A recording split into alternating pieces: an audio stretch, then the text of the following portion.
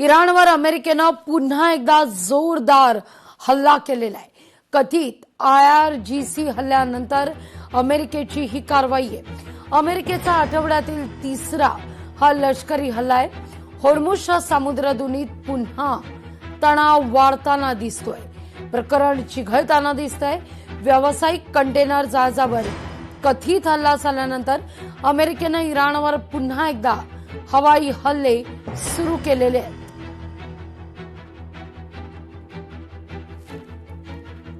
या सगळ्या विषयी चर्चा करण्याकरता थेट जाऊया, आपल्या सोबत जोडले गेलेले आहेत संरक्षण तज्ञ आणि निवृत्त अधिकारी सतीश ढगे सर। सर नमस्कार, स्वागत आहे तुमचं लोकशाही मराठीमध्ये।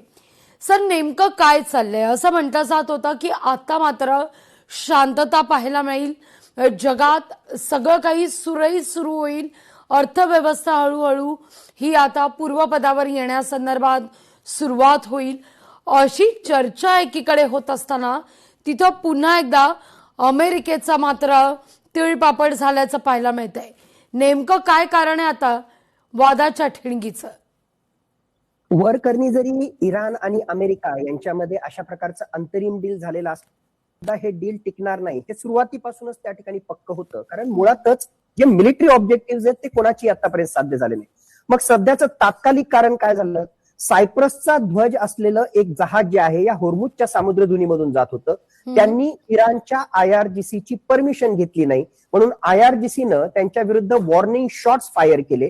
दुर्दैवानं हे वॉर्निंग शॉट्स फायर जे आहेत त्या जहाजाला जाऊन धडकले आणि त्याच्या इंजिन रूम मध्ये स्फोट झाला, असे रिपोर्ट्स येत आहेत की त्यामध्ये एका सिव्हिलियनचा, एका नागरिकाचा त्यामध्ये मृत्यू सुद्धा झालेला आहे।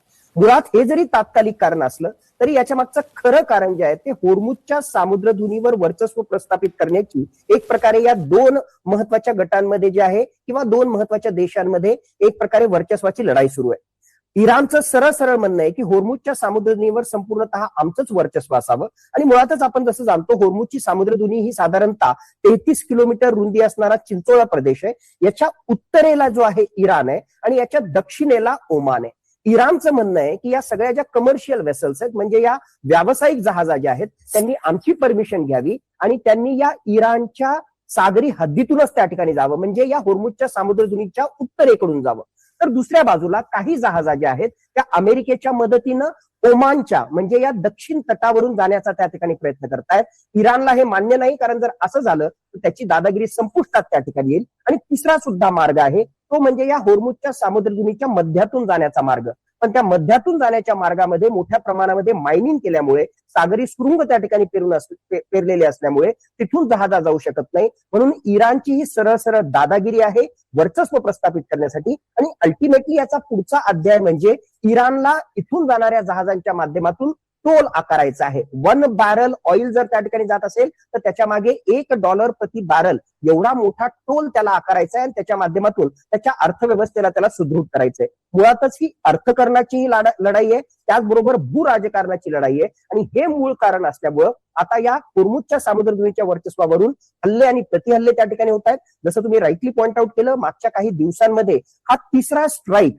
अमेरिकेनं जे आहे इराण विरुद्ध त्या ठिकाणी केलेला आहे। इराणनं सुद्धा मध्ये प्रतिहल्ले केलेले आहेत आखातामधल्या अमेरिकेच्या जे मित्र राष्ट्र आहेत, मग कुवेत असेल, बहरीन असेल, जॉर्डन असेल, यांच्यावर त्यांनी हल्ला करण्याचा प्रयत्न केलेला आहे। दुर्दैवानं असे हल्ले प्रतिहल्ले हे भविष्यामध्ये त्या ठिकाणी होत राहतील, पण आपल्याला हे बघावं लागेल की ही संघर्षाची परिस्थिती ती निर्माण झालेली आहे, पण दुसऱ्या बाजूला चर्चेचं गुऱ्हाळ पण त्या ठिकाणी सुरू राहील। पण खरोखरच ज्याला आपण रेड फ्लॅग म्हणतो, म्हणजे अमेरिकेनं जर इराणचे काही महत्वाचे मोहरे टिपले, ज्यामध्ये मुस्तफा खामेनी असू शकतो किंवा त्यांचा IRGC-चा कमांडर ब्रिगेडियर जनरल अगदी सतीश सर, मला हाच खरं तर मुद्दा विचारायचा आहे की खामेनी यांच्या मृत्यूनंतर किंवा खामेनींना अमेरिका इस्रायलच्या हल्ल्यात आपला जीव गमवावा लागल्यानंतर इराणनं मात्र ही अहमहिकेची लढाई स्वीकारलेली आहे का? कारण इराण सुद्धा जरी वरकरणी आपण म्हणत असलो की एकीकडे युद्धबंदी संदर्भात चर्चा होतीये, पण इराणची जर आता आपण युद्धबंदी नंतरची एकूणच भूमिका पाहिली तर ही भूमिका शांत असलेल्या ज्वालामुखी सारखी आहे। वरकणी शांत इराण दिसतोय, पण आतमध्ये मात्र प्रचंड काहीतरी दगदगतंय, ज्याचे मात्र दूरगामी परिणाम होण्याची शक्यता सुद्धा आहे. सतीश सर. नक्कीच लागवी. इराणच्या चष्म्यातून या सगळ्या संघर्षाकडे त्या ठिकाणी पहा. दुर्दैवानं 28 फेब्रुवारी पासून हा लढा जो सुरू झाला त्या ठिकाणी इराणचं प्रचंड नुकसान झालं. त्यांचा सर्वोच्च नेता आयातुल्ला अली खामेनी, राजकीय नेतृत्व, त्याचबरोबर सिनियर कमांडर मारले गेले. आर्थिकदृष्ट्या प्रचंड नुकसान झालं आणि मोठ्या प्रमाणामध्ये आर्थिकदृष्ट्या नुकसान झाल्यामुळे तिथे महागाई मोठ्या प्रमाणामध्ये वाढते. ही सगळी परिस्थिती असताना इराण मधला एक वर्ग हा आज सुद्धा या IRGCच्या अशा प्रकारच्या एक्स्ट्रीमिस्ट ट्रान्सच्या विरोधात आहे. म्हणजे असेही रिपोर्ट्स येत आहेत की इराणमध्ये जे आहेत राजकीय नेतृत्वामध्ये सुद्धा दोन प्रकारचे ग्रुप आहेत. मग ही सगळी अशी परिस्थिती असताना ज्याला आपण म्हणतो there is nothing to lose, ज्यावेळेस इराणच्या अस्तित्वावरच प्रश्न त्या ठिकाणी निर्माण झालेला आहे, त्यावेळेस बरीचशी जनता ही आता IRGCच्या बाजूने त्या ठिकाणी उभा राहते आणि करो या मरो अशा प्रकारच्या लढाईसाठी ते त्या ठिकाणी तयार होत आहेत. आणि म्हणूनच आता तर आपलं प्रचंड नुकसान झालेलं आहे, याच्यापेक्षा आपलं काय वाईट होऊ शकतं, अशा प्रकारच्या मानसिकतेमधून आता होर्मुझच्या सामुद्रधुनीला एक प्रकारे जे आहे लेव्हरेज करण्याचा प्रयत्न आणि त्यांच्याकडे जे ड्रोन्स आहेत, जी हत्यार आहेत, त्याच्या माध्यमातून अमेरिका आणि त्यांच्या मित्र राष्ट्रांना परेशान करण्याचा प्रयत्न हा इराणकडून त्या ठिकाणी केला जातोय. पण दुसऱ्या बाजूला चर्चेच्या माध्यमातून आता एवढं तर नुकसान झालेलंच आहे, चर्चेच्या माध्यमातून जास्तीत जास्त आर्थिकदृष्ट्या आपल्या पदरामध्ये कसं पाडून घेता येईल याचा प्रयत्न आहे. म्हणूनच त्यांचे जे फ्रोझन ऍसेट्स आहेत ते कसे अनफ्रीज त्या ठिकाणी करता येतील, होर्मुझच्या सामुद्रधुनीवर आपलंच वर्चस्व प्रस्थापित करून टोल कसा आकारता येईल आणि बाकीच्याही बाबतीत विचार करून किंवा चर्चेच्या माध्यमातून आपली अर्थव्यवस्था पुन्हा रुळावर आणण्यासाठी इराणचा प्रयत्न सुरू आहे. असं एकूण गणित आपल्याला त्या ठिकाणी लक्षात घ्यावं लागेल. पण एक गोष्ट मात्र नक्की, जे रिपोर्ट्स त्या ठिकाणी येत होते की मोठ्या प्रमाणामध्ये जनता ही आयातुल्ला अली खामेनी आणि IRGCच्या विरोधात आहे, असं आज घडीला तरी काही होताना दिसत नाही. कारण इराण मधली जनता बाहेरचं कोणी आपल्यावर येतं, आक्रमण करतं, हे त्या ठिकाणी सहन करत नाहीये. म्हणून आज घडीला ते IRGCच्या बाजूने उभे आहेत आणि म्हणून इराण हा अमेरिकेसारख्या आणि त्याचबरोबर इस्रायल सारख्या महासत्तेविरुद्ध सुद्धा मागच्या ऑलमोस्ट 4 महिन्यापासून लढा देतो. हे सत्य सगळ्या जगाला स्वीकारावं लागतंय. अगदी सतीश सर, अगदी शेवटचा सवाल, या सगळ्याचा आर्थिक दृष्ट्या जागतिक पटलावर कसा परिणाम पाहायला मिळेल?